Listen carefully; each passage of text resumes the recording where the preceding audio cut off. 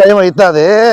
ఎక్కడ తమ్ముడు బయలుదేరాడు బ్యాగ్ తీసుకుని అట్టుకో. ఇంకేం తమ్ముడు ఎక్కడ ప్రయాణం ఉన్నట్లుంది. అయ్యో మా మామ 2 గంటలు ఫోన్ చేశాడు, అర్జెంట్ పని ఉంది నువ్వు హైదరాబాద్ రా అంటే ఇంకా నేను వెళ్తున్నానా.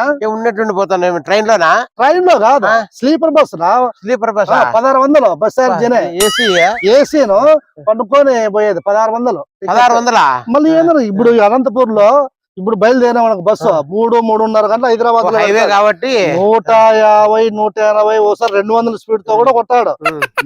బ్యాగ్ లో లగేజ్ తీసుకుపోయేది బ్యాగ్ లో పెట్టబోతుంది. ఏందో అవన్నీ ఎందుకు లేనా, అర్జెంట్ బస్సు టైం అవుతుంది. ఏదైతే ఏంది లేనా. అయ్యో రాళ్ళు పెట్టావు. అయ్యో బట్టలు తీసుకుపోతారు, ఇదే రాళ్ళు పెట్టావు. కాదు నీకు తెలుదానా, ఇప్పుడు మనము ఎక్కే స్లీపర్ బస్ కదా, అది 150-120 స్పీడ్ తో పోతుంటదా. ఈ మధ్య ఈ తాగే పిల్లలు ఉండారు కదా, ఇష్టానుసారం బస్సును గుద్దేదో లేదా బస్సు వాళ్ళని గుద్దేదో ఇష్టానుసారం అగత్యాలు జరుగుతున్నాయి లేదా. మనం బస్సులో ఉన్నాం అనుకో, ఇప్పుడు రాయింది కదా, మనం అద్దాలు పగలు కొట్టి బయటికి రావచ్చు.